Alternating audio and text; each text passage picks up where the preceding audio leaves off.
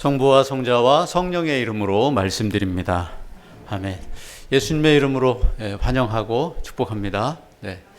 인사 서로 나누실까요? 예수님의 이름으로 환영합니다. 또 축복합니다. 네, 환영합니다. 축복합니다. 네. 온라인으로 예배 드리시는 모든 분들 역시 예수님의 이름으로 환영하고 또 축복합니다. 네, 잘 오셨습니다. 오늘 아주 특별한 날입니다. 오늘 무슨 날인지 알고 계십니까? 오늘 무슨 날인지 알고 계십니까? 네. 오늘 이독서, 그 이독서 히브리서잖아요. 히브리서에 보면 시편 2편을 인용해서 어떻게 말씀하시냐면 내가 오늘 너를 낳았다 이렇게 말씀하십니다. 내가 오늘 너를 낳았다. 저와 여러분에게 해주시는 하느님의 음성으로 들으시기를 원합니다. 아멘. 내가 오늘 너를 낳았다. 아멘입니다. 그럼 오늘은 무슨 날입니까? 오늘 무슨 날입니까? 네. 아주 특별한 날입니다. 저와 여러분이 태어난 날이다. 아주 특별한 날이다. 아멘. 네. 오늘 이 말씀 잊지 마시고 평생을 기억하시기를 바랍니다. 네. 나를 낳으신 분이 하느님이시다. 아멘. 어떤 상황 속에서도요, 고백하시고 또 고백하시는 그런 분들이 다 되시기를 원합니다. 아멘. 집사람이 아이를 낳을 때 보니까, 그 새벽에 이 진통이 와서 그 저녁 7시쯤에 이제 아이를 낳았어요. 그러니까 거의 뭐 한 15시간 정도 막 이렇게 고통이 계속되는 걸 저도 옆에서 봤습니다. 물론 아이를 하나밖에 낳지 않았으니까 뭐 둘, 셋 이렇게 더 낳으신 분들 앞에서는 그렇지만 여하튼 엄마의 고통과 함께 생명이 탄생하더라. 내가 오늘 너를 낳았다. 그냥 낳은 게 아닙니다. 그냥 낳은 게 아닙니다. 아이를 낳을 때 고통 속에 천신만고 끝에 고통을 이기고 그렇게 낳듯이 저와 여러분 역시 하느님이 낳으실 때 그냥 낳으신 게 아니다. 오늘 예수님께서 고난의 잔을 마시고 고난의 세례를 받는다 이렇게 말씀하시는데 저와 여러분을 낳을 때 고난의 잔을 마시고 고난의 세례를 받으시면서 저와 여러분을 낳으신 줄로 믿습니다. 아멘. 오늘 마르코 복음에서 세 번째로 말씀하시는 순환 예고예요. 순환 예고. 이 순환 예고가 뭡니까? 내가 너를 이렇게 낳았어. 내가 너를 이렇게 낳았어. 이렇게 낳을 거야. 라고 하는 그 말씀 아니겠습니까? 내가 너를 십자가에서 그야말로 산고를 치르고 고통 가운데 너를 기쁨으로 내가 너를 이렇게 낳았어. 이 말씀을요, 첫 번째, 두 번째, 오늘 세 번째, 거듭거듭 예수님은 제자들에게, 저와 여러분에게 해주시고 계신 것입니다. 그런데 오늘 마르코 복음을 자세히 보면요, 예수님은 당신이 어떻게 돌아가실지를 말씀하실 때마다 첫 번째, 두 번째, 오늘 세 번째 이렇게 말씀하실 때마다 빼놓지 않고 함께 말씀하시는 어떤 사건들이 있더라는 겁니다. 우선 첫 번째 어떻게 말씀하셨는지 그 첫 번째 순환 예고는 마르코 복음 8장 31절에 나와요. 함께 보겠습니다. 그때에 비로소 예수께서는 사람의 아들이 반드시 많은 고난을 받고 원로들과 대사제들과 율법학자들에게 버림을 받아 그들의 손에 죽었다가 사흘 만에 다시 살아나시게 될 것임을 제자들에게 가르쳐 주셨다. 아멘. 그래서 당신이 누구신지 누구의 어떤 제자의 입을 빌려서 고백하게 하시냐면 베드로죠. 그죠? 베드로가 어떻게 고백합니까? 주는 그리스도요 살아계신 하느님의 아들이다. 예수님이 주님이시고 구세주 그리스도이시다. 이렇게 고백하게 합니다. 이 그리스도는 구세주, 구원자 그런 뜻을 가지고 있습니다. 예수님이 그리스도이시다. 구세주이시고 구원자이시다 라는 것으로부터 시작하시죠. 그죠? 그리고 나서 그것을 증명하는 어떤 사건이 나오더라는 거예요. 성경을 보니까.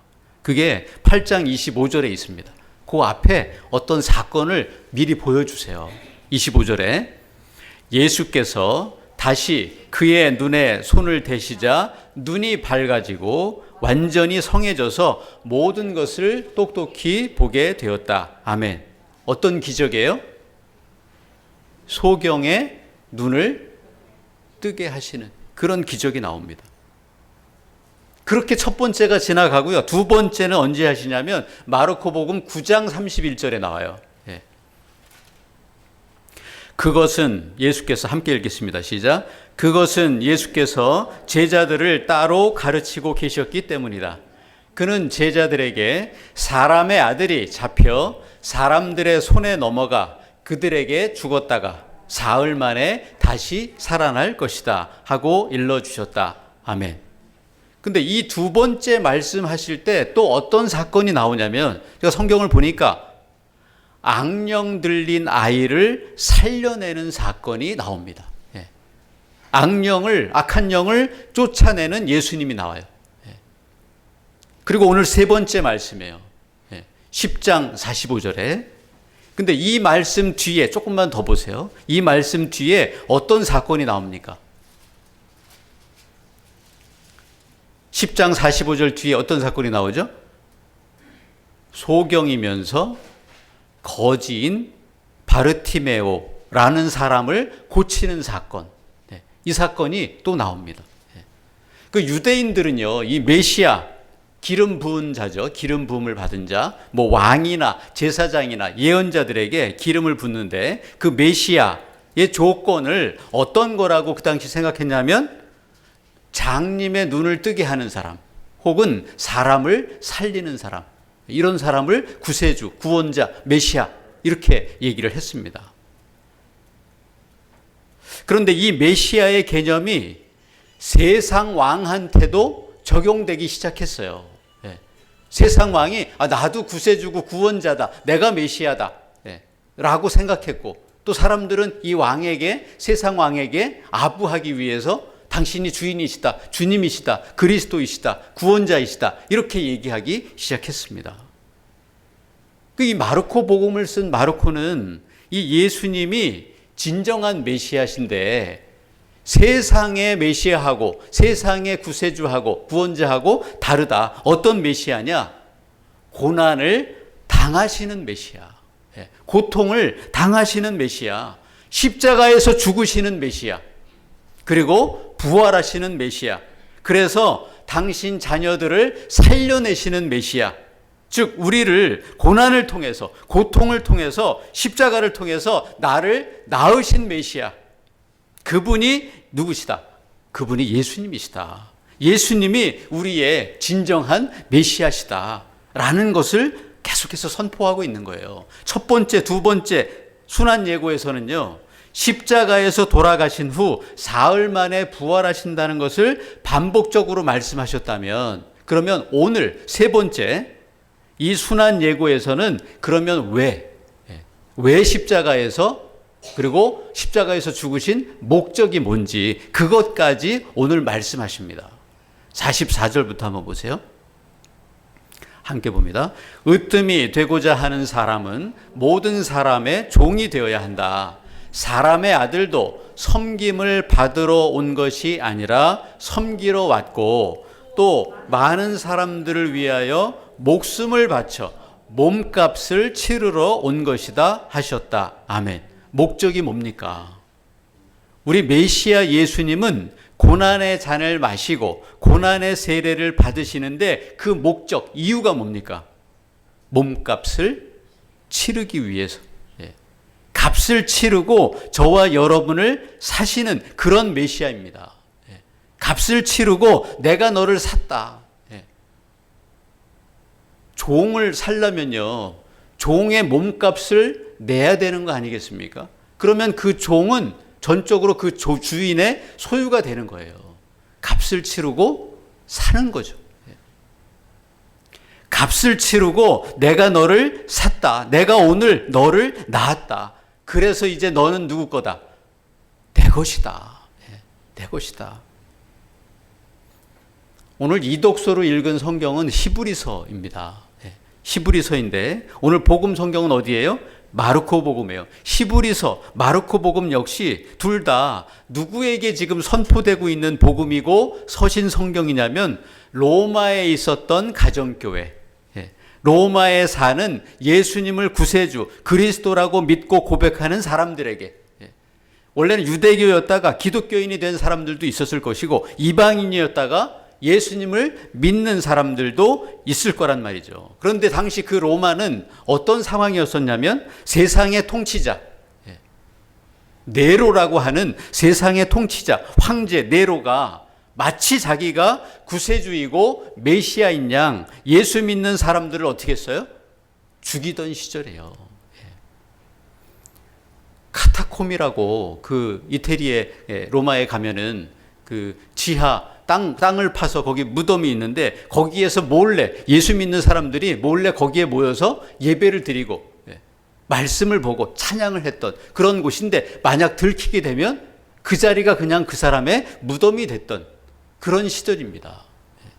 순교자들이 엄청나게 많이 나왔고 박해와 고난과 고통을 당하던 그런 시절이었습니다. 근데 그 상황 속에 놓였지만 그래도 포기하지 않고 끝까지 예수님을 믿는 사람들에게 세상의 통치자, 누구죠? 황제 네로 왕이 너의 구세주가 아니고 세상 황제 네로가 너의 메시아가 아니고 우리의 진정한 메시아는 누구냐?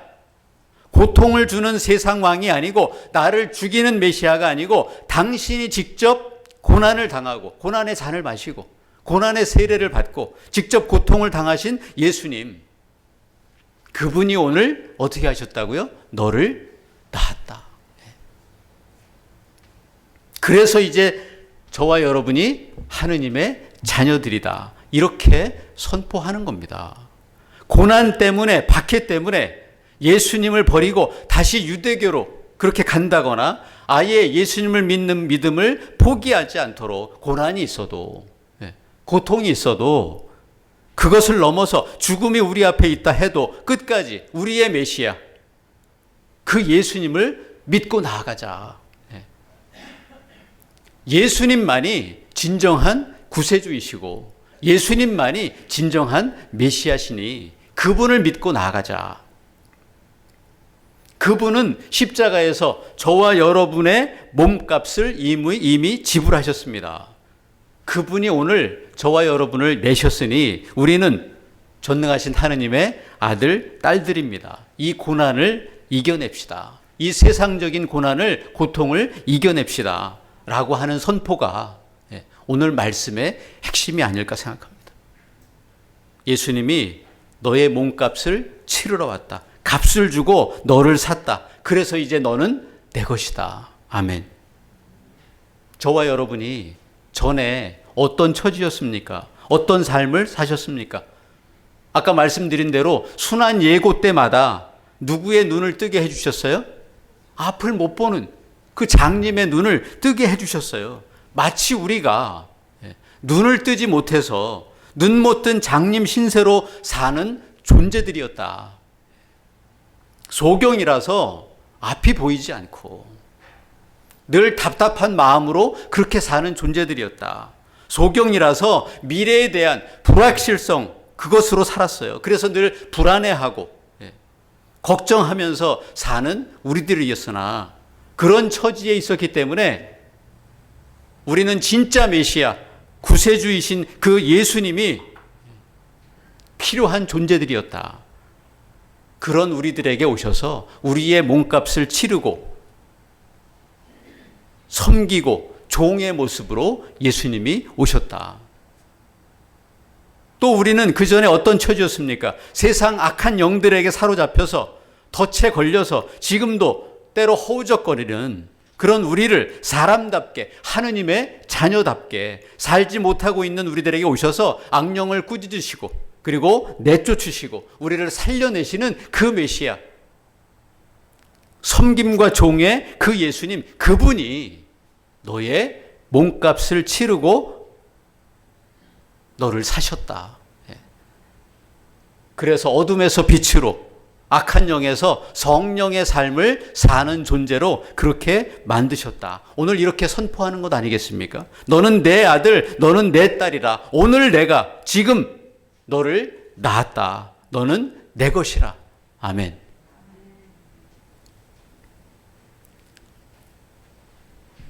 사랑하는 교우 여러분, 혹시 지금 고난 가운데 계십니까? 자녀들의 문제로 또는 부모님들의 문제로, 부부간의 문제로, 동료나 이웃 간의 문제로 고통 가운데 있으십니까? 아니면 오랜 질병의 문제로 힘들어하고 계십니까? 갑작스럽게 찾아온 어떤 사건, 사고로 힘들어하고 계십니까? 사업의 어려움으로 힘들어하고 계십니까? 재정의 어려움으로 힘들어하고 있습니까? 감당하기 어려운 세상의 고통과 고난 때문에 힘들어하고 계십니까? 어느 분이 저에게 전화를 하셨어요. 너무너무 힘든 일을 당하셨는데, 근데 신부님, 제가 욥기를 읽고 있습니다. 근데 너무 어려운 상황인데 욥기를 보면서 위로가 되고, 하느님의 위로하심과 그리고 하느님의 은혜가 넘친다는 거예요.